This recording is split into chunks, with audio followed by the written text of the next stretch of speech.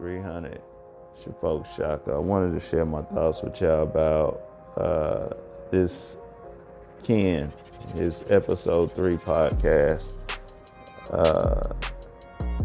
Separating Internet from Reality. I believe I'm going to flash the title across the screen. But I wanted to go ahead and get into this, y'all. I finally got some time to go ahead and speak with y'all about this. And so, y'all, let's just get into it. You know what I'm saying? I think that it's cool that, he's continuing to try to do what he's doing.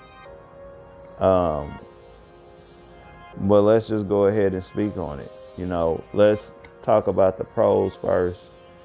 What I liked about the podcast was that he spoke on the first thing. I like that he spoke on how,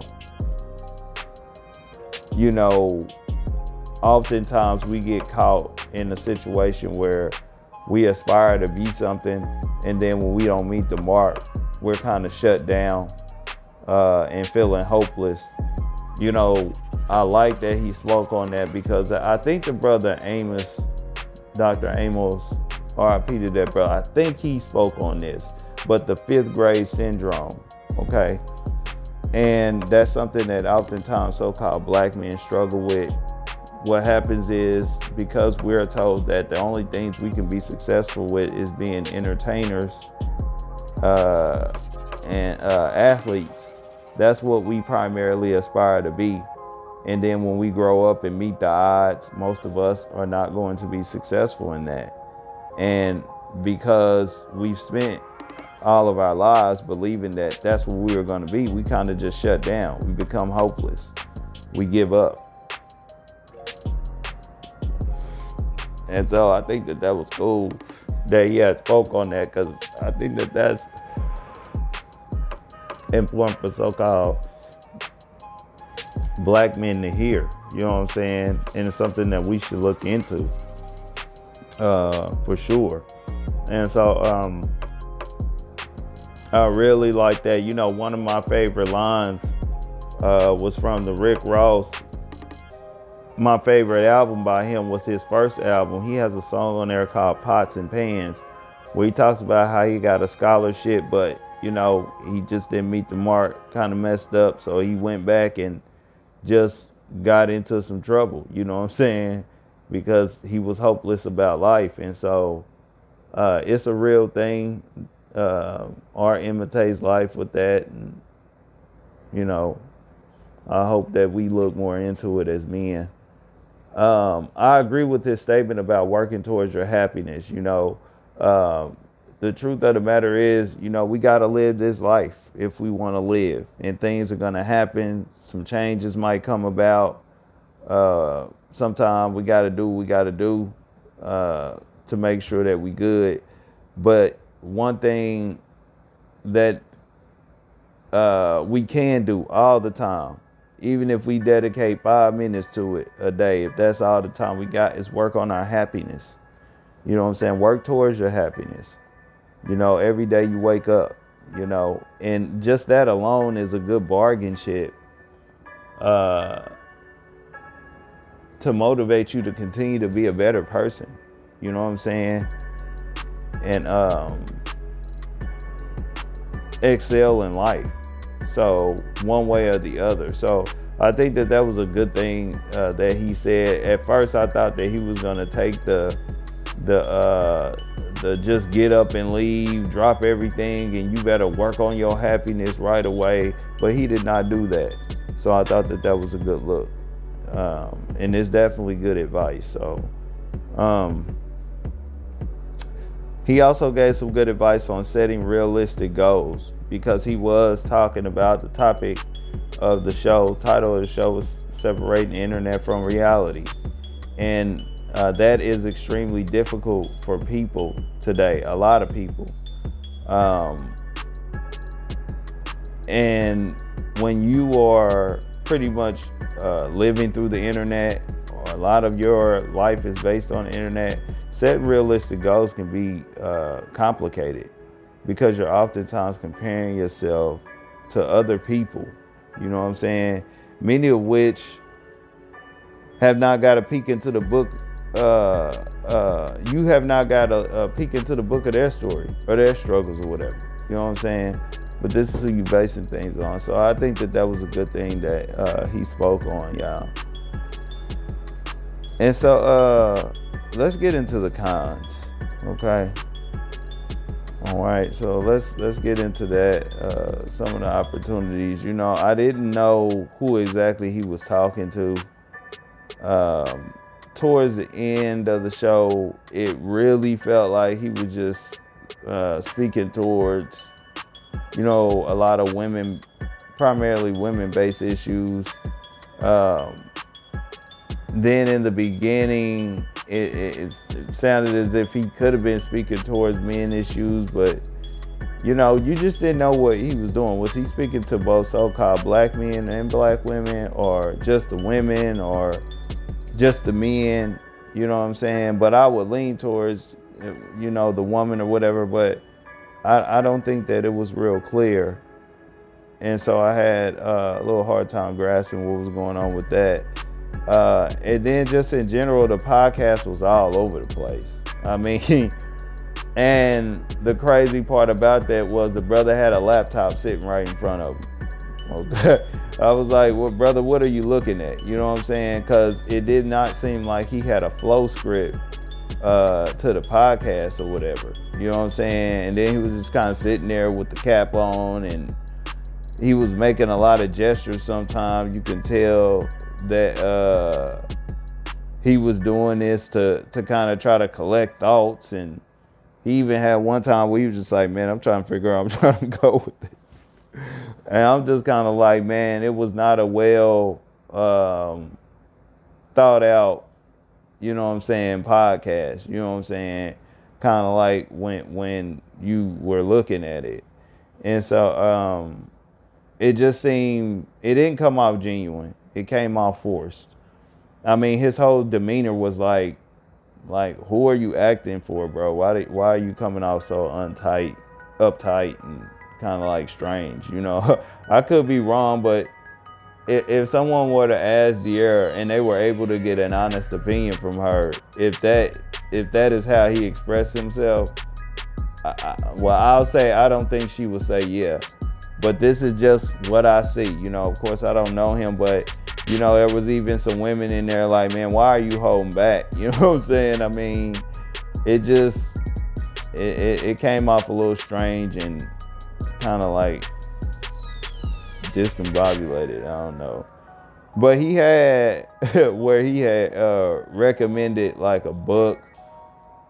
And I'm just like this.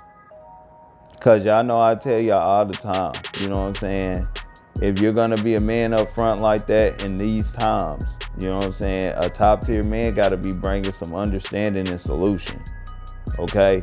Because when it comes to this type of stuff, this ain't about, you know what I'm saying, people showing up because, you know what I'm saying, you know, of your trips, of your clothes, for the most part, of anything like that. This is about information and people getting the idea of what you can bring to the table.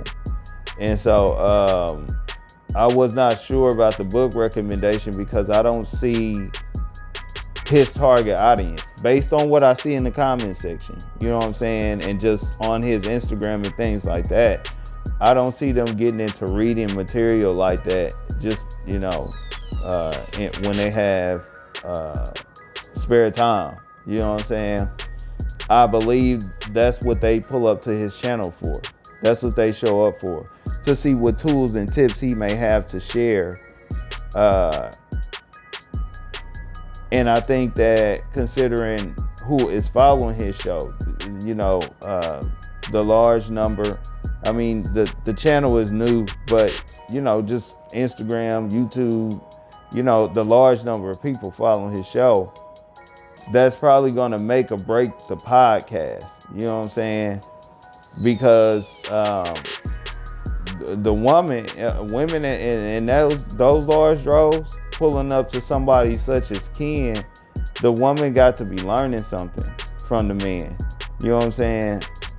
And I believe that is Ken's primary audience at the moment, especially the ones that's going to show up to that men and mental. So you got to be letting them know. You know what I'm saying? He spoke on how you might be stuck with how you appear versus what is going on with you. And again, this is kind of hits on what I just said. I wanted, in my opinion, I wanted him to get into the why from the folk kin. You know, now I'm not going to speak on it because we reviewing this video today. But he pretty much just spoke on what might happen if you don't address it.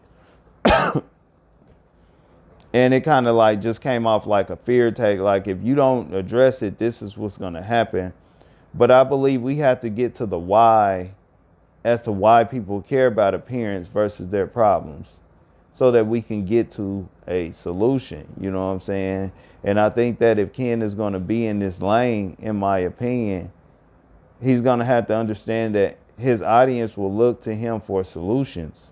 I mean, the channel is Men and Mental, and he wants to, you know, kind of tackle this thing. So that's what they're going to look for. So now he has spoke like kind of like how he was happy and his mental state, but you know, just kind of looking at his demeanor and kind of just like his delivery. And I mean, in my opinion, he came off like any person who would say, hey, I'm okay. I'm okay. You know what I'm saying? Because like besides the book and, you know, considering the time he has had, you know, his own time, he has not been with DK4 or whatever. I haven't really seen much, you know what I'm saying, to suggest that he is in complete control and confident of himself, you know what I'm saying, and you know, or his mental state at this point. But this is just what I'm looking at and what I see, y'all. You know what I'm saying? This is just what I look at and what I see. And I kind of think that really, when you kind of like are suggesting, when I'm speaking about the man, you know what I'm saying? When you are as a man suggesting that, hey, I'm happy and nobody's really asking, you know, I don't know. You know what I'm saying? But we'll just have to see. You know what I'm saying? But that's just what I got just looking at what was going on with the show and the demeanor. He did speak on how people view him and things like that. He kind of hit on that and how you shouldn't get so caught up in that. And he's gonna he's gonna speak on something else that we're gonna hit on. But I agree that you shouldn't be as caught up about what people think about you, okay? But at the end of the day, we also got to take into account that depending on our roles, positions, what our responsibilities are, and who we're dealing with, which what I'm getting to, that, you know, hey, we got to be involved with other people in this life. You know what I'm saying? Most of us, even a lot of us who are successful. And so I think that we have to also consider that there's this thing that folks can look up. It's called the Johari's window. Okay? And you know, y'all, when I was down having to deal with those folks, I had to do this one class, and you know what I'm saying, I learned about this. And basically what it suggests is that, you know, there are certain things that people can see in you that you just simply cannot see in yourself. You know what I'm saying? And you have to be open to hearing that. This is the reason why we have to be around the right type of people. You know what I'm saying? And sometimes the right type of people that you have to be around and associate yourself with, you don't really like them from an emotional level. You know what I'm saying? But you like and respect them from an intellectual level. Okay? You just gotta have kind of like a mixed bag of those type of people around, you know what I'm saying? Because to some extent it is somewhat important, you know what I'm saying? But there's a time and a place for everything. But he had spoke on doing things for social media. And again, I wanted him to unpack that more because he is a social media personality who at some point has to do things for social media. And I mean, to be honest with y'all, I think he did this last episode for social media. I mean, just kind of like how it was put together and the flow of it was just kind of like, man, let me go ahead and put something out there. You know what I'm saying? To let the people know I'm out there. That's just kind of like what I got from it. Now, one thing that he threw around a lot was that hater term, y'all. He threw around the hater term a lot. And I'm going to say this again, you know, considering what he's doing, I believe if you're in the business or game of giving info, you have to start dropping the whys. You know what I'm saying? So if it's a hater, why they hate? Because if they're, well, I'll say this. If there are haters, you know, why are they hating? Why would someone just call you ugly? Why is that person calling you ugly? You know what I'm saying? And I'll say this, considering he is speaking on mental, giving us an idea of why they do it will probably help a ton of people that even follow him. Okay? Because they just might be those people for various reasons. You know what I'm saying? That they might not even be aware of. But then when they might hear somebody such as Ken just throwing out the term hater or whatever, well, you know, how might they feel about that? You know what I'm saying? Do we make that worse? Okay? Or is there a chance to make it better by actually putting what we believe is the problem in the solution and the root of the cause? We got to think about that. You know what I'm saying? Especially if we're lining up to say that we're going to be these people. You know what I'm saying? And so I'm just going to go ahead and leave it there, y'all. You know what I'm saying? I'm going to go ahead and leave it there. If I was to rate the show, I would give it a half. I would give it a 2.5 out of 5. You know what I'm saying? I think that he could have put, you know, a little more effort into it. The flow could have been a little better. And we'll just see. We'll see what comes up with it. You know what I'm saying? I think that he'll get better. But anyway, y'all, I'm just going to go ahead and leave it there. Y'all go ahead and comment below. Let the folks know what y'all think. You know what I'm saying? Did y'all watch his podcast? You know what I'm saying? Y'all give me an idea on what y'all thought about it. Y'all be the judge. You know what I'm saying? Like this information. We'll go ahead and hit that sub button and that bell. Because we're going to drop some shit y'all don't like. It's your folks, Shaka, the Urban Philosopher.